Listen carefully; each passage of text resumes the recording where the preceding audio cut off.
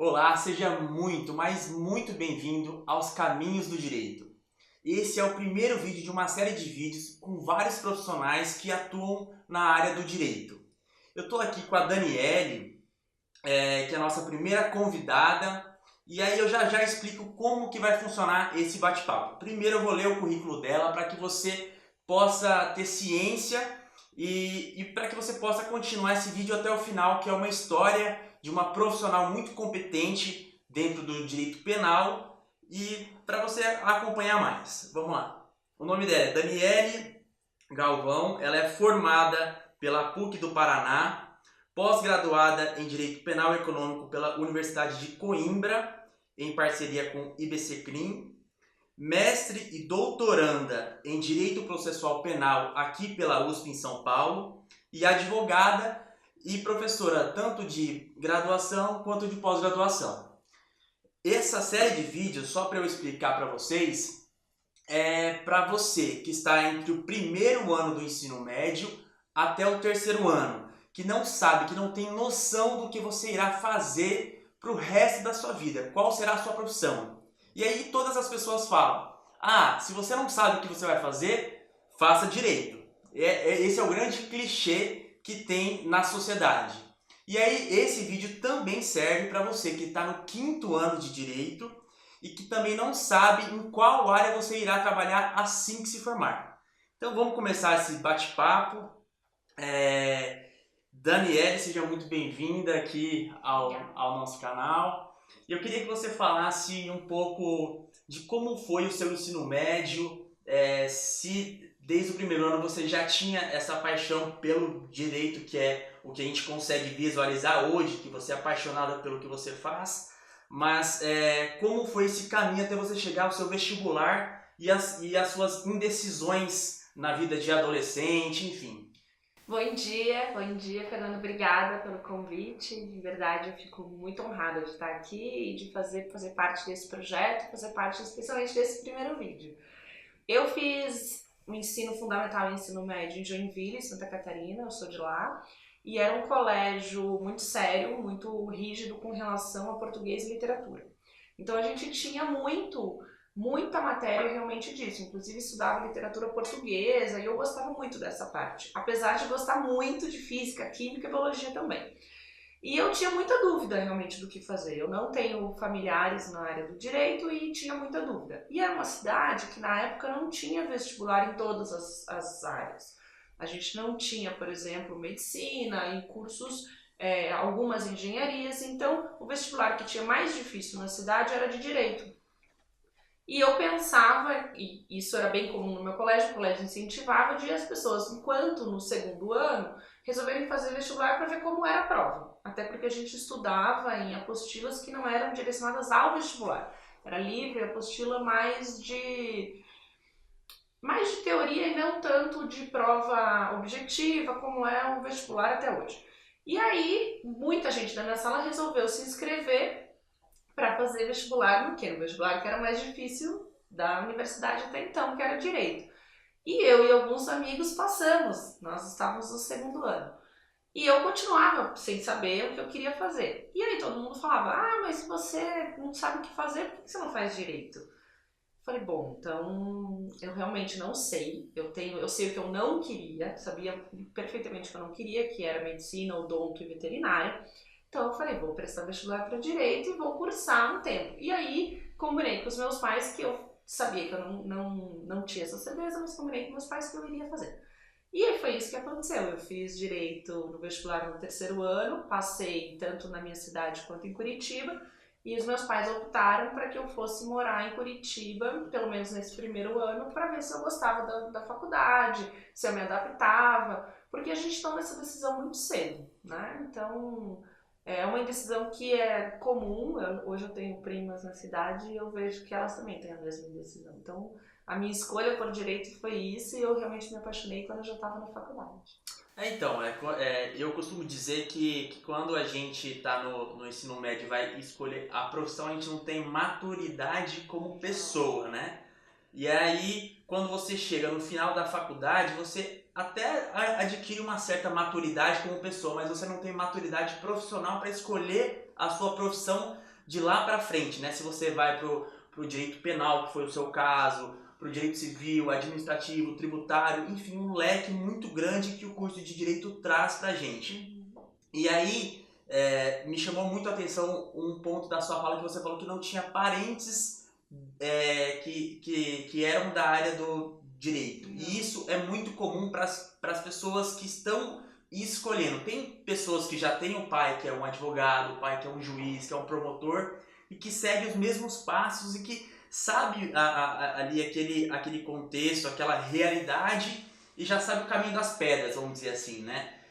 E aí eu quero, né, nessa segunda parte que você vai se abrir aqui pra gente e para que alguém que esteja assistindo isso se inspire nessa sua mesma história. Às vezes pode estar passando pelas mesmas indecisões de não saber o que quer, mas só que a vida vai caminhando e você vai amadurecendo e quem sabe você gosta daquilo que você está fazendo. Então, mesmo você não tendo parentes na área do direito, como foi durante o seu curso e após você se formar, né? Você não tinha uma maturidade profissional agora, como foi a escolha, o encaminhamento para o direito penal? Para você chegar até hoje. Para quem não sabe, a Daniele, ela tá direto em Brasília, ela reside aqui em São Paulo também, mas ela tá direto em Brasília para sustentar oralmente tanto no STJ quanto no STF.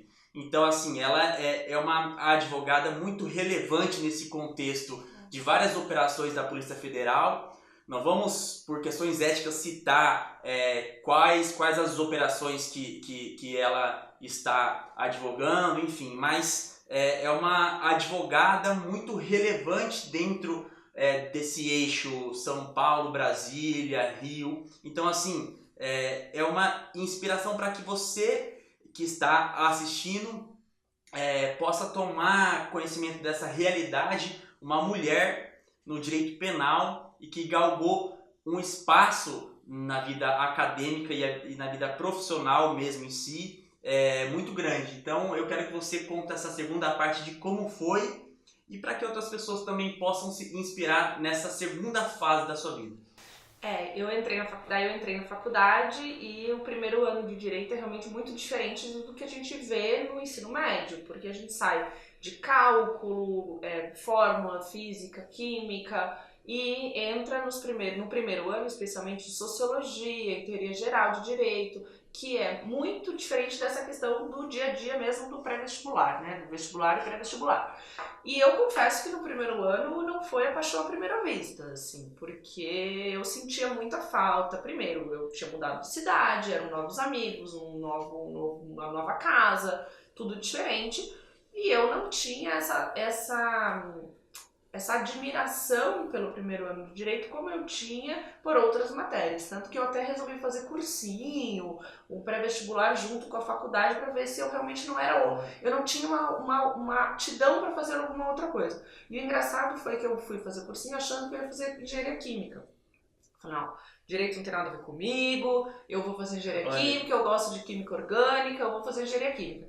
E fiz 4 meses, se não me engano, de cursinho. E aí, nesse meio tempo, abriu o vestibular novamente, né, as inscrições do vestibular das federais, tanto a Federal do Paraná quanto a Federal de Santa Catarina.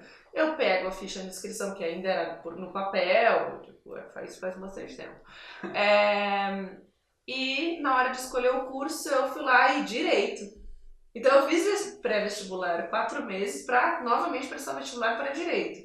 Acabou que eu nem fiz o pré-vestibular, enfim, eu continuei estudando na PUC, que eu já estava lá há 1 ano. Mas então esse começo não foi muito fácil. E aí, coincidentemente, uma prima entrou na faculdade de Direito contemporaneamente, talvez 6 meses antes, ou junto comigo, agora não me recordo.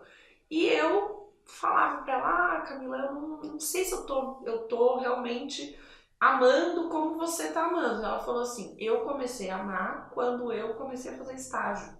Porque eu vi que toda essa parte de sociologia, teoria geral, essa parte constitucional, eu tô começando a ver isso na prática. Então por que você não faz estágio? Eu falei, acho que é uma boa ideia. E aí comecei a falar com os colegas de faculdade, eu acho que essa questão é muito importante, assim, Hoje tem uma tendência muito de ter cursos à distância. Eu não descarto essa possibilidade, eu não rechaço isso, mas eu acho que esse contato do dia a dia com os universitários e com os professores é imprescindível. E para mim foi nesse sentido, porque eu falei para os meus colegas, olha gente, eu tô querendo fazer estágio. Nossa, mas você está no começo do terceiro semestre. Eu comecei a fazer estágio em 17 de abril de 2001. Mas você quer fazer estágio? Eu quero fazer estágio porque eu não aguento mais ficar em casa, essa história, eu tenho que começar a gostar de direito, porque se eu fizer estágio 6 meses e achar que não é pra mim, eu vou realmente procurar um outro curso.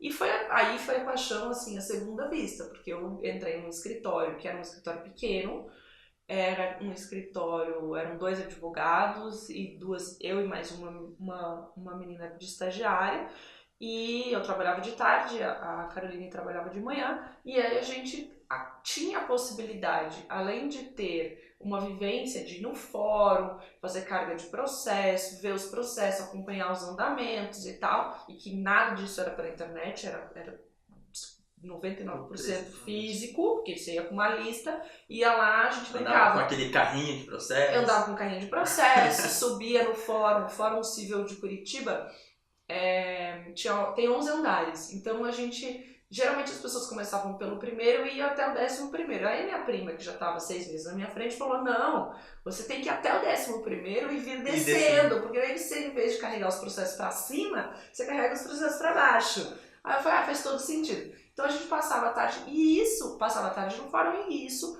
fez com que eu realmente fizesse a junção de tudo aquilo que eu estava aprendendo na teoria para a prática. Eu falei, eu vou usar e é isso que eu vou levar para minha vida. E eu acho essa questão do estágio muito importante. Você não precisa fazer estágio desde o primeiro segundo da faculdade, primeiro mês de faculdade, mas nos primeiros anos, porque você começa a linkar essas questões e ver realmente se é um curso que te agrada, porque direito abre inúmeras possibilidades. Você pode fazer concurso público, você pode trabalhar como departamento jurídico interno de empresas, você pode ser advogado, você pode trabalhar na área policial, você pode não trabalhar em nada disso, fazer um concurso de ensino médio para outra instituição, né? Não usar a faculdade, mas fazer um concurso de ensino médio. Então eu acho bastante importante essa parte da vivência com os acadêmicos, a vivência com os professores e a vivência nessa parte do estágio. Eu acho que o estágio, eu falo que algumas coisas mudaram a minha vida.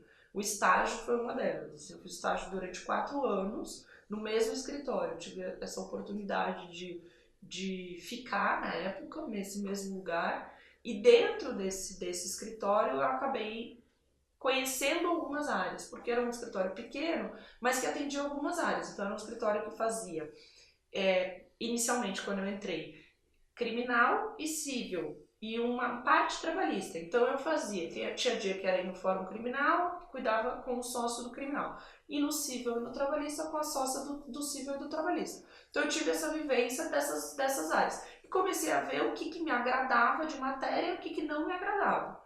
Fiz muito tempo estágio na área trabalhista, não é uma área que eu domine, não é uma área que eu tenho afinidade, mas se você me pedir para fazer uma audiência de conciliação, eu aprendi, a minha primeira audiência da vida foi na área trabalhista. Então, para tirar cópia de holerite, como que tira, como que não tira, como que faz, por exemplo, pagamento de guia recursal, que não podia errar um centavo, então ficar no banco. Toda essa parte dessa vivência foi muito importante no estágio.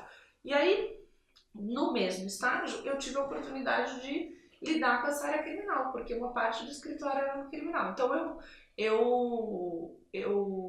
a outra estagiária brincava comigo, a Daniele gosta daquele processo, porque eu vivia com o processo para cima e para baixo no escritório, porque eu queria ler o processo inteiro para entender qual era a história, ou seja, o fato é esse, o que vai acontecer. E aí foi curiosamente um processo que a gente acabou anulando, porque assumiu uma defesa da Defensoria, que tinha vindo da Defensoria Pública, sem demérito, a Defensoria Pública não é isso, mas que naquela oportunidade, na verdade não era a Defensoria Pública, me desculpa, na época não existia a Defensoria Pública no Paraná, era um defensor dativo, que não tinha defendido o acusado. Então esse processo veio para nós, depois nós anulamos, e o processo voltou. Então eu sabia o que ia acontecer, mas eu sabia que a defesa tinha que ser diferente do que tinha sido feito, porque a pessoa não tinha sido defendida. E comecei a me apaixonar por essa área. Coincidentemente, o meu chefe na época foi fazer mestrado. E eu tive a oportunidade o orientador dele foi meu professor na graduação. E aí, nisso, eu tive a oportunidade de ter contato com o orientador dele, porque ele já era meu professor. Aí, coincidentemente, eu me envolvi num projeto de escritório modelo da faculdade, que era o EMA, que a gente fazia as peças, os professores corrigiam e tal, e me inscrevi para fazer o EMA na parte criminal. Então, a gente fazia toda essa parte desses projetos paralelos ao estágio. Então, tinha projeto de justiça nos bairros, que era você passava o final de semana inteiro atendendo as pessoas carentes para as pessoas conseguirem, por exemplo, fazer o divórcio, separação, guarda de filhos, pensão. Então era um projeto no final de semana que a faculdade apoiava. Tinha o projeto do EMA. Então tudo isso eu fui me aproximando da área criminal. Com esse contato com o professor, ficou mais fácil. Então eles, tanto o meu chefe quanto o meu professor falavam, a gente vai organizar uma pós-graduação aqui na PUC. Você não quer vir assistir, você é graduanda, mas você não quer vir assistir as aulas?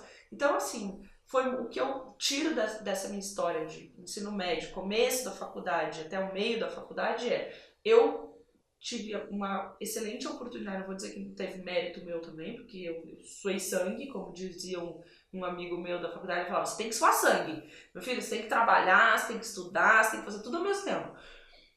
Mas eu tive a oportunidade de trabalhar num lugar que me deu essas oportunidades de conhecer várias áreas, de me aproximar e tive a oportunidade de ficar próximo a pessoas na área acadêmica. Então isso para mim foi muito importante para ter um direcionamento para o direito penal. E aí com isso eu não descartei as outras áreas durante a faculdade e eu acho isso muito importante eu não tenho certeza sobre o que eu quero. Então é bom conhecer, vamos conhecer o direito civil, vamos conhecer o processo civil, vamos conhecer o comercial, o societário, tributário.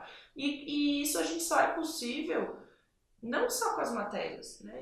Isso é importante no estágio, por isso que é realmente importante. Acho que a lei do estágio vem um pouco nesse sentido, de possibilitar que a pessoa fique até 2 anos no mesmo estágio, para que haja realmente uma alternância. Então, e outra, você acaba que porque a teoria é diferente da prática, né? Por mais que a prática seja a teoria falada, entre aspas, você vê o negócio acontecendo ali, né? O processo desenvolvendo, as peças sendo produzidas, o autor falando, o réu falando, e esse jogo ali é diferente de você ler um livro sobre isso que acontece aqui na prática, né? Então, assim, isso vale muito. Isso para você que está assistindo e não tem um estágio, não sabe o que você vai fazer, ou então tá naquele limbo, né? Se eu vou desistir do curso de Direito ou se eu não vou. Eu acho que é muito importante você pegar essa dica da Dani para que você efetivamente possa experimentar. Você permitir experimentar várias áreas e aí depois que você experimentou, aí você pode falar que você não gostou, né? Então assim, é questão de você desistir de alguma coisa, mas depois de ter lutado, né? Depois de, como você mesmo falou, depois de ter suado sangue, realmente eu não quero isso. Mas só que você não suou sangue, você não estudou, você não aprendeu, então assim, como que você quer ter certeza daquilo que você vai fazer, né? Então eu acho que é uma história muito, muito legal, que eu acho que as pessoas podem se inspirar muito aqui. E antes da gente se encaminhar para o final aqui, eu queria que você contasse um pouco da experiência que foi, como você já rotineiramente está em Brasília, sustentando oralmente tanto no STF quanto no STJ. Inclusive você recebeu até um convite para a posse, né? eu não conta um pouco aí. Como que foi esse convite assim, pro eu pessoal? falo que a minha vida foi de grandes oportunidades, né? Então, ainda em Curitiba, eu resolvi fazer o processo seletivo do mestrado. Aí as pessoas viravam para mim e falavam, e por isso eu falo que é muito importante a gente acreditar em nós mesmos, em nossos sonhos. As pessoas viravam para mim e falavam: Daniele, você é do interior de Santa Catarina, você já veio fazer faculdade na PUC, aqui em Curitiba, você vai tentar a USP? Você não vai passar. Não, a USP é só para quem é da USP. Então, até recentemente um professor escreveu num prefácio dizendo que que existe esse boato e que, na verdade, mas isso não é verdade, que a USP recebe os alunos em pós-graduação de outras universidades. E Do realmente Brasil é verdade, inteiro, do né? Brasil inteiro. Eu falo, no primeiro dia que eu estive na cadeira do mestrado, eu vi que tudo aquilo que as pessoas lá em Curitiba me falavam, não, você não vai passar porque a USP é pra quem é da USP, é mentira. Então, assim, foi muito importante eu acreditar nesse meu sonho e assim, estudar, ir atrás e lutar para isso, né? E aí, paralelamente, eu tive essa oportunidade de fazer pós-graduação, porque também não depende só da gente, depende de fazer um bom projeto, mas depende da linha de pesquisa do orientador e tudo mais. E aí, paralelamente a isso, eu resolvi me dedicar ao mestrado, sair do escritório onde eu trabalhava e resolvi me dedicar ao mestrado. E um certo tempo depois eu recebi um convite de um professor também da USP para ir morar em Brasília, para advogar em Brasília. E aí lá eu fiquei 3 anos, quase 4 anos. E aí eu tive a oportunidade de ter esse contato, que é muito importante, né? A junção da teoria com a prática, ou seja, a prática não é nada sem a teoria não é nada sem a prática. Então, ter essa experiência de participar diariamente da vida dos tribunais superiores, ou seja, que é diferente dos tribunais nos estados. A formação dos tribunais é diferente, a forma de lidar com os processos é diferente, a digitalização, por exemplo, dos processos foi num processo diferente, como que funciona a pauta, qual é o vestuário que você pode ou não pode entrar no plenário do Supremo Tribunal Federal, ou seja, se você não tiver mulher, se não tiver de blazer, calça social, se tiver de saia um pouco mais curta não entra, homem tem que entrar de terno, como toca o sino que vai, né, o sinal que vai começar a sessão, todo mundo tem que levantar, todo mundo tem que sentar, depois todo mundo senta. Então tem algumas formalidades que não existiam nas cortes dos estados e que existe em Brasília. E aí, em decorrência desse trabalho, eu fiquei lá 4 anos, trabalhei. Eu falo que eu já sustentei em todos os TRFs, então não em todos os tribunais de justiça, mas todos os tribunais regionais federais, nos 5. E aí no Supremo, no STJ e no TSE, só falta o Superior Tribunal Militar, então estou à disposição. Então, assim, toda essa vivência a gente acaba indo, fazendo o nosso trabalho e ser chamada ou participar desses eventos solenes, que é a abertura do ano do judiciário, posse dos ministros, lançamento de livro no salão especial do STJ, isso é uma decorrência do nosso trabalho. Então, meu avô falava, meu pai repete, e eu tendo a repetir isso para as pessoas que convivem comigo e vou repetir isso para os meus filhos. Sucesso só vem antes de trabalho no dicionário. Então, tem que trabalhar, tem que suar, tem que se dedicar. Então, mas tem que carregar processo, porque estagiário é office boy de luxo. Discordo, aprendi muita coisa da minha vida no estágio. Aprendi a como tratar bem o funcionário, como ser maltratado pelo funcionário e reclamar também na corregedoria, como fazer carga de processo, como não fazer, como conferir se o aviso de recebimento das cartas foi juntado no processo ou não foi. Todo esse tipo de coisa a gente aprende no estágio. E além disso, as coisas que a gente aprende no estágio eu faço até hoje. Então, por exemplo, eu vou para Brasília trabalhar. Apesar de a gente ter uma equipe que fica em Brasília, em algumas situações eu vou no balcão do fórum e, como dizia um outro antigo chefe meu, eu não uso gravata, mas aí ele falava, eu encosto a minha gravata no balcão e a minha gravata vai ficar para sempre com uma marca, que é a marca do balcão. E você vai no balcão até o resto da tua vida, se você for advogado. E eu falo como advogada porque é isso que sou. Então eu falo isso, assim, sucesso vem antes de trabalho só no dicionário, tem que trabalhar, tem que lutar, tem que ir atrás. Estágio não é uma época para ganhar dinheiro, é uma época para ganhar conhecimento, apesar de ser uma atividade remunerada por bolsa. E é isso, assim, eu enxergo tudo o que aconteceu comigo como uma grande oportunidade, junto com dedicação. Humildade que você tem muito. Ai, não, que isso, não, humildade as outras pessoas reconhecem na gente, então, e reconhecimento do trabalho que a gente faz, é isso.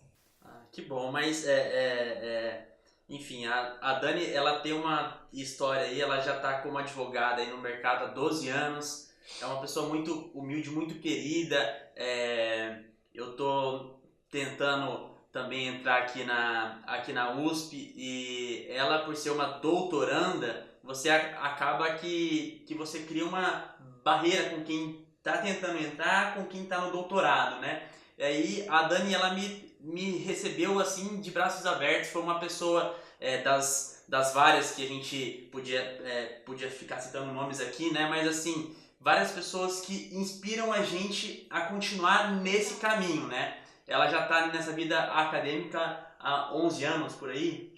Eu entrei eu fiz o processo seletivo de 2007, não passei, 2008, entrei em 2009, vai fazer 10 anos. 10 anos na vida acadêmica, e aí eu tô efetivamente aí tentando já há 2 anos, então assim, de 2 anos para chegar a 10, eu sei que falta muito chão, né? Falta muito sangue para eu suar ainda. Então assim, do mesmo modo que ela me inspira a seguir lutando por aquilo que eu acredito, pela minha história, né? Eu quero que você que está assistindo a gente, que está assistindo essa entrevista aqui, que também se inspire nessa história e que valorize o seu curso, que você faça efetivamente os 5 anos se dedicando tanto à teoria quanto à prática, que a gente já falou de várias das coisas aqui. Então, para finalizar, eu vou dar mais uma vez a palavra a Dani, mas assim, eu sei que eu já falei muito sobre conselhos aqui, o que você deve fazer, o que não deve, mas no fundo eu acho que você sabe se você está no caminho certo. Eu digo não no caminho certo da escolha certa, mas no fundo você sabe se você está estudando ou se você está fingindo que está estudando só para os seus pais não pegarem no seu pé, que isso acontece muito quando você está no primeiro, segundo ano ali, e você sabe se você está disposto como a Dani acabou de falar, a encostar a gravata no balcão ali, a você batalhar, a você suar mesmo, ou se você quer ficar no seu comodismo, né? Então eu vou dar, para a gente finalizar essa conversa, a palavra para a Dani, para que ela possa dar uma mensagem final para você que está assistindo aqui. Enfim, a palavra é sua, né? Obrigada, né, pela audiência, por tudo que você falou, Fernando. O que eu posso dizer é o seguinte: a gente tem que fazer o que a gente gosta, realmente, e o direito tem inúmeras possibilidades, assim, inúmeras áreas, inúmeras possibilidades mesmo. Quero trabalhar na área criminal, então eu posso trabalhar na polícia, eu posso trabalhar no Ministério Público, eu posso ser advogada, eu posso ser acadêmico, porque essa área da academia tem sido pouco explorada, mas tem muita gente boa na pesquisa empírica, na pesquisa acadêmica de dedicação exclusiva, ou seja, eu posso ser pesquisador nessa área, né? Tem bastante gente respeitada, inclusive amigos que estão fora do Brasil fazendo isso. Então, assim, tem muita coisa. A questão eu gosto do direito, posso não gostar desta matéria, como eu não tinha identidade como trabalhista e não tenho até hoje. Mas eu não tenho identidade como trabalhista, mas o criminal eu sou apaixonada. Então eu vou estudar o criminal, vou me dedicar no criminal, vou me aproximar dos professores de criminal, vou tentar achar um estágio. Não consegui um estágio no direito criminal. Vou fazer um estágio numa outra área, porque vou conhecer a parte do outro contencioso e vou tentar fazer um estágio talvez voluntário na área criminal, ou vou conversar com outros amigos da faculdade que possam me indicar, ou procurar instituições que eu possa ajudar. Então tem bastante coisa que a gente pode fazer. Então, galera, é isso. E como a gente está falando do direito penal, eu acho que deveria ser considerado um crime. Isso deveria ser criminalizado a pessoa que assiste toda a entrevista com uma advogada tão competente, tão legal quanto a Dani, e não dá o seu like aqui embaixo, não se inscreve no canal e o mais importante, não compartilha esse vídeo com seus amigos, ou que estão no ensino médio, ou que estão dentro da faculdade. Esse vídeo é muito importante, que pode decidir o futuro da vida, tanto a sua vida quanto a vida das pessoas que você conhece. Então é isso, a gente se vê no próximo vídeo e até lá!